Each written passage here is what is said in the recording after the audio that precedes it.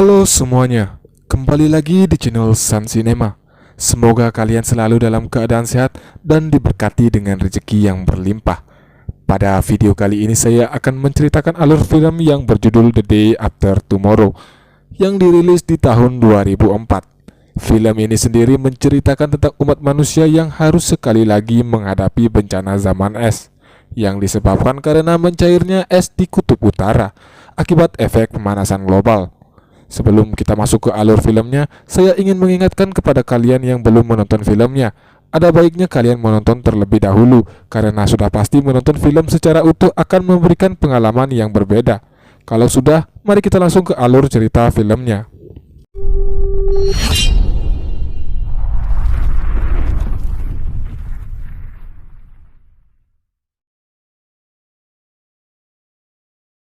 Di awal film, kita diperlihatkan pada konferensi pemanasan global PBB tahunan di New Delhi, India, di mana ahli paleoklimatologi bernama Jack Hall sedang memberikan pidatonya.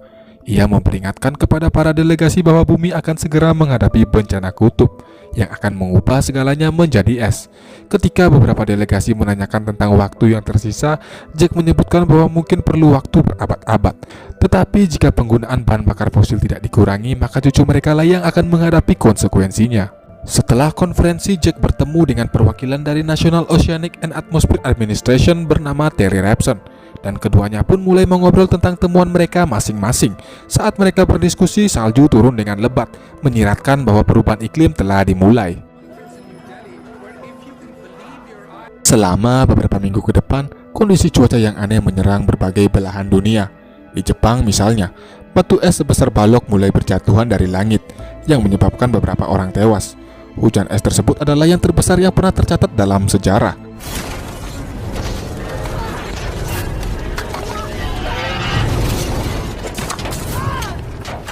Sementara itu, di stasiun pemantauan Terry Rapson di Skotlandia mengungkapkan bahwa sebagian lautan mengalami penurunan suhu yang sangat besar.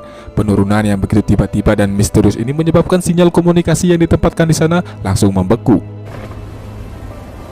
Di adegan berikutnya, kita dibawa ke Washington DC, di mana Jack mengantar putranya Sam ke bandara. Sam adalah seorang siswa jenius yang telah diundang untuk berpartisipasi dalam lomba cerdas cermat di New York. Meskipun ayahnya adalah seorang ilmuwan terkenal, Sam nampaknya tidak terlalu suka dengan hal itu, karena Jack yang selalu saja disibukkan dengan jadwal kerjanya.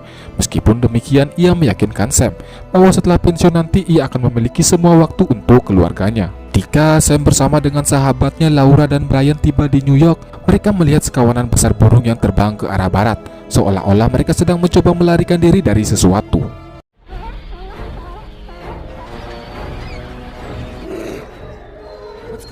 Sementara itu, Terry menelpon Jack dan memberitahunya tentang temuannya. Ia mengatakan bahwa bencana kutub sedang mendekati mereka dengan cepat, dan mereka tidak punya waktu untuk menghindarinya. Saat Jack bertanya apakah itu buruk, Terry menjawabnya bahwa bencana ini belum pernah terjadi sebelumnya. Di pusat pemantauan cuaca California, terlihat seorang teknisi yang sedang menikmati waktu bersama dengan pacarnya. Saat itu, ia menerima panggilan darurat dari seorang pria yang mengungkapkan bahwa di LA sedang terjadi hujan es. Mendengar hal itu, teknisi menyalakan televisi dan terkejut melihat hujan es seukuran bola golf yang telah merusak sebagian LA. Dia segera menelpon bosnya, memintanya untuk mengeluarkan peringatan angin puting beliung di negara bagian California. Namun itu sudah terlambat, karena dalam waktu singkat beberapa tornado raksasa telah mengelilingi kota dan menghancurkan semuanya yang terlihat.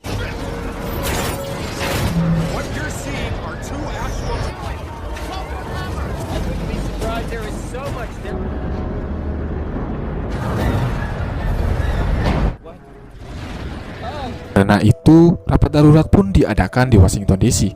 Salah satu peserta menyebutkan bencana alam juga telah terjadi di berbagai belahan dunia lainnya, dan menegaskan bahwa ada sesuatu hal yang tidak beres. Saat itu, Jack yang juga merupakan salah seorang peserta mengungkapkan kepada banyak orang bahwa semuanya terjadi karena arus Atlantik Utara. Hal ini terjadi karena disebabkan oleh pemanasan global sehingga es di kutub utara mencair dengan begitu cepat. Ia juga menyebutkan bahwa ini barulah permulaan, dan dalam beberapa hari ke depan cuaca akan menjadi jauh lebih buruk.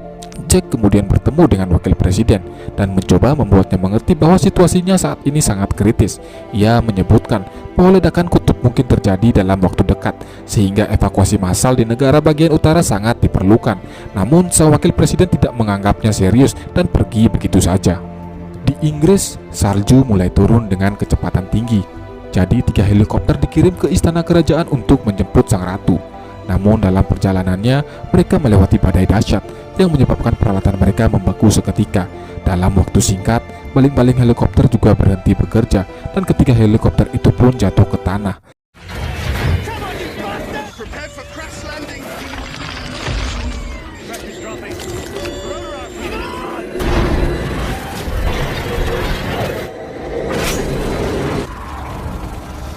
Adegan kemudian kembali ke Sam dan teman-temannya yang mencoba untuk kembali ke Washington. Tetapi semua layanan transportasi telah dihentikan sementara karena hujan lebat. Putus asa untuk keluar dari kota, ketiganya pun berjalan-jalan ke sekitar dan hanya menemukan kota dalam kekacauan total.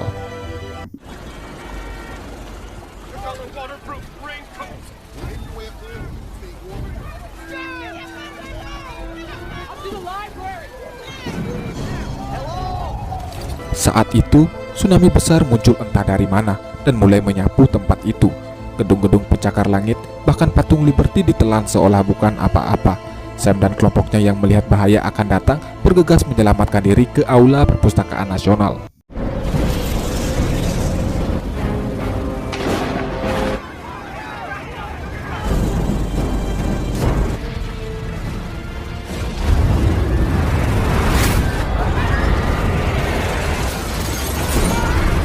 Sementara itu, Terry menelpon Jack dan memberitahunya tentang udara beku di Eropa yang menyebabkan jatuhnya helikopter. Hal ini membuat Jack khawatir, dan setelah melakukan sedikit riset, ia menemukan bahwa badai sedang mendekati Amerika lebih cepat dari biasanya. Faktanya, mereka hanya memiliki waktu 48 jam sebelum semuanya terjadi.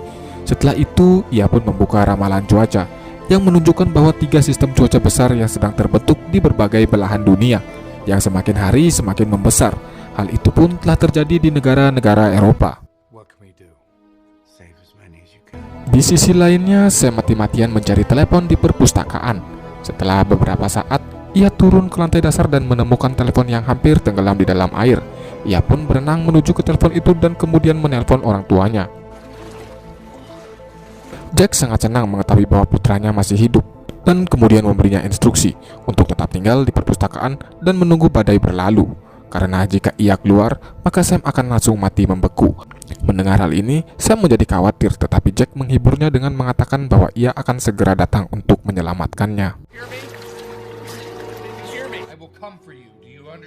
Keesokan harinya, saat semua orang di perpustakaan mengumpulkan makanan dan juga pakaian hangat, mereka mendengar suara aneh dari luar. Ketika mereka mengintip melalui jendela, mereka terkejut melihat sebuah kapal kargo yang berlayar ke tempat itu.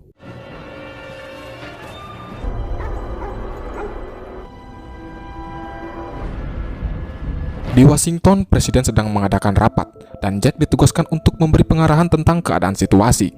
Bahkan sebelum memulai, ia telah menanamkan rasa takut kepada semua orang dengan menyebutkan bahwa ini akan menjadi badai terburuk dalam sejarah Amerika. Ia kemudian menyarankan agar penduduk bagian selatan harus dievakuasi dan dipindahkan ke Meksiko. Sekali lagi, Wakil Presiden tidak setuju dengan gagasan tersebut, karena ia mengklaim bahwa evakuasi sebesar itu tidak mungkin dilakukan dalam keadaan mendadak. Sang wakil presiden juga bertanya apa yang akan terjadi pada penduduk bagian utara. Yang dijawab Jack, sudah terlambat bagi mereka.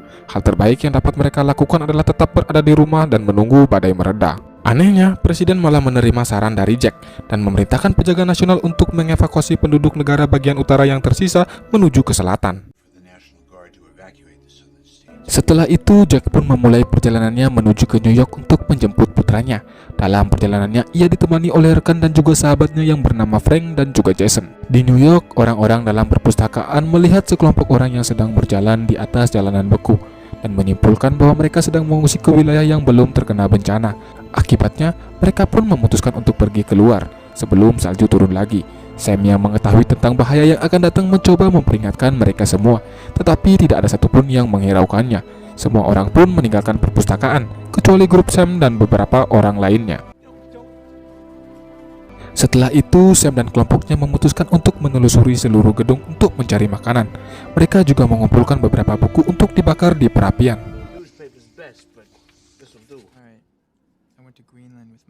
Di tempat lainnya, saat Jack dan krunya sedang melakukan perjalanan melalui salju tebal, mereka tiba-tiba menabrak penghalang jalan dan terpaksa melanjutkan perjalanan dengan berjalan kaki. Setelah mereka berjalan selama beberapa jam, mereka pun melewati gedung yang rapuh.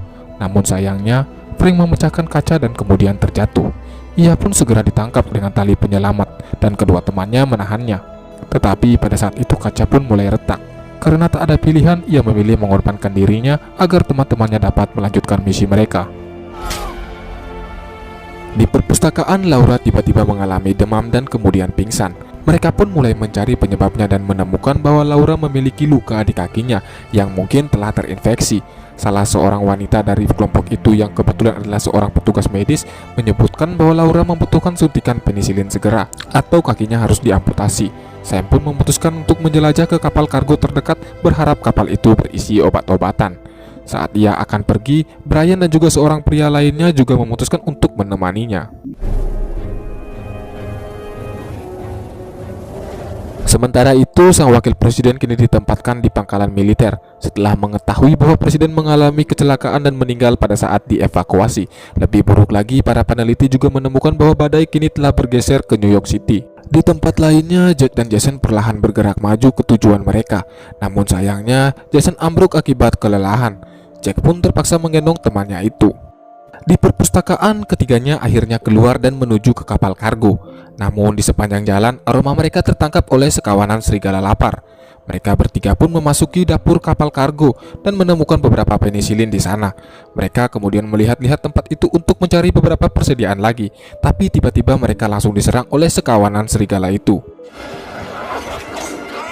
Sam dan Brian berhasil melarikan diri ke ruangan lain. Tetapi seseorang lainnya digigit habis-habisan. Namun mereka berhasil menyelamatkannya. Mereka pun saling bekerjasama untuk bisa keluar dari sana.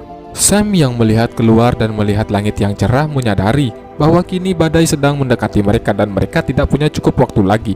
Oleh karena itu, ia menempatkan dirinya dalam bahaya dan berjalan keluar memancing serigala itu menjauh dari dapur.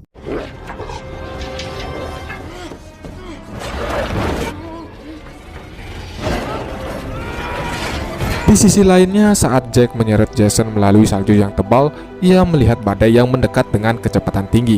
Tanpa membuang waktu, ia mulai mengaduk-aduk salju untuk mencari tempat perlindungan. Untungnya, mereka menemukan lubang ventilasi yang terbuka. Begitu ia menutup pintu, embun beku menyerang tempat itu dan membekukan semua yang disentuhnya.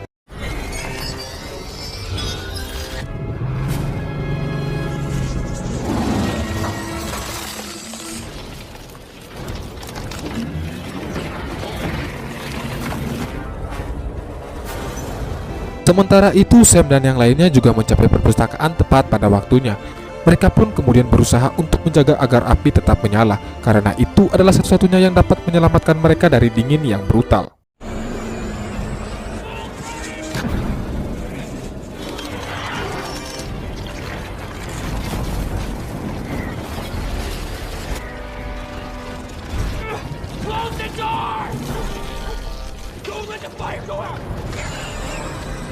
Setelah badai berlalu, Jack berencana untuk melanjutkan misinya. Jason mencoba membuatnya mengerti bahwa di luar sana masih berbahaya, tetapi Jack menegaskan bahwa ia tidak memiliki cukup waktu lagi. Malam itu keduanya pun tidur di tenda dan merenungkan tentang masa depan umat manusia. Akhirnya, setelah berminggu-minggu mengalami kondisi cuaca yang buruk, stasiun luar angkasa internasional melihat beberapa pertanda baik saat mereka melihat daratan di Eropa untuk pertama kalinya dalam beberapa minggu. Pada saat yang sama, Jack juga keluar dari tenda dan melihat bahwa langit telah cerah. Matahari juga sudah muncul. Setelah berjalan beberapa saat, keduanya menemukan patung Liberty yang membeku dan beberapa kapal yang tenggelam ke dalam es. Namun ketika mereka mencapai lokasi perpustakaan, mereka sangat terpukul setelah mengetahui perpustakaan itu telah sepenuhnya ditelan oleh es.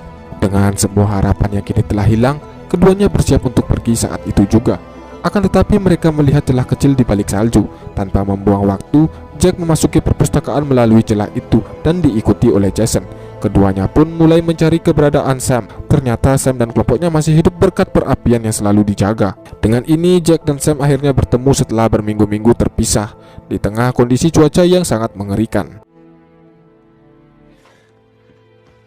Adegan kemudian beralih ke Meksiko, di mana wakil presiden baru saja diberitahu bahwa ada yang selamat di New York City. Berita itu membuatnya sangat bersemangat dan ia mengumumkannya secara langsung di televisi. Ia akan memulai operasi penyelamatan besar-besaran untuk menyelamatkan siapapun yang terdampar di negara bagian utara. Di akhir film, helikopter akhirnya mencapai Manhattan, tempat beberapa orang ditemukan masih hidup. Mereka telah berkumpul di atas atap dan menunggu untuk diselamatkan. Helikopter juga menjemput Jack dan kelompoknya. Dan film pun selesai. Sekian saja untuk video hari ini. Semoga dapat menghibur kalian semua. Jika kalian suka video ini, jangan lupa untuk like dan subscribe agar channel ini bisa semakin berkembang. Akhir kata saya mengucapkan banyak terima kasih dan sampai berjumpa lagi di video selanjutnya.